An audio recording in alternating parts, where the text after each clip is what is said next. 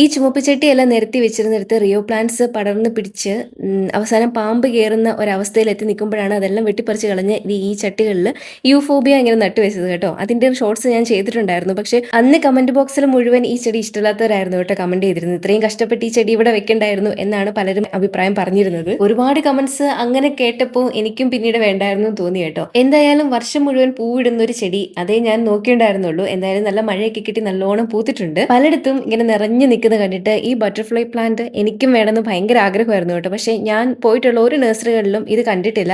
അവസാനം ഓൺലൈനാണ് ഇത് ഞാൻ വാങ്ങിച്ചത്. വാങ്ങിക്കുമ്പോൾ ചെറിയ തൈയായിരുന്നു കേട്ടോ. രണ്ട് ഇലകൾ മാത്രമേ ഉണ്ടായിരുന്നുള്ളൂ. നല്ല ബുദ്ധിമുട്ടായിരുന്നു ഇതൊന്ന് കിളുത്ത് വരാൻ വേണ്ടിയിട്ട്. അവസാനം ഞാൻ ഉപേക്ഷിച്ചു. അച്ചുവാണ് പിന്നീട് ഇതിങ്ങനെ ചട്ടി മാറ്റിയും വെയിലത്ത് വെച്ചും മഴയത്ത് വെച്ചും പല രീതിയിലും പലയിടത്തും കൊണ്ടുവരുന്നത് ഇങ്ങനെ ഈ ഒരു അവസ്ഥയിലാക്കി എടുത്തത് കേട്ടോ. അപ്പോൾ ഇന്ന് നല്ല വെയിലുള്ള ദിവസമായിരുന്നുകൊണ്ട് നമ്മുടെ അഡേനിയൊക്കെ തണലത്ത് വെച്ചിരുന്ന എല്ലാം എടുത്തൊന്ന് വെയിൽ കൊള്ളിക്കാൻ വെച്ചിട്ടുണ്ടായിരുന്നു കേട്ടോ. മുറ്റത്തെല്ലാം ഒത്തിരി പണിയുണ്ട്. വേനൽക്കാലെന്നോ മഴക്കാലെന്നോ എന്നൊന്നും ഇല്ലാതെ പുല്ലെല്ലാം നല്ല അടിപൊളിയായിട്ട് കിളുത്ത് വരുന്നുണ്ട്. ഞങ്ങൾ പറയും ചെടി നട്ടുവെച്ചൊന്നും കിളുത്ത് വരത്തില്ല, പുല്ല് എത്ര വേണമെങ്കിലും ചുമ്മാ കിളുത്ത് വരും. ഞായറാഴ്ച ദിവസം ഒഴിവ് കിട്ടുമ്പോൾ അപ്പച്ചായാണ് മുറ്റത്തെ പുല്ലെല്ലാം പറിച്ച് ഒന്ന് ക്ലീൻ ആക്കുന്നത് കേട്ടോ. ഞങ്ങളാണെങ്കിലും മുറ്റത്ത് നിരത്തിയിരിക്കുന്ന മിറ്റലിന്റെ അടിയിൽ വീട്ട്മാറ്റ് ഒന്നും വിരിച്ചിട്ടില്ല. അതുകൊണ്ട് എപ്പോഴെപ്പോഴും പുല്ല് കിളുത്തോണ്ടേയിരിക്കും. മഴയില്ലാത്ത ദിവസങ്ങളിൽ ഇതുപോലെ കാറ്റൊക്കെ കൊണ്ട് വൈകുന്നേരം മുറ്റത്തൂടെ ഇറങ്ങി നടക്കാൻ ഇവിടെ ഇങ്ങനെ ഇരിക്കാൻ നല്ല രസമാണ്.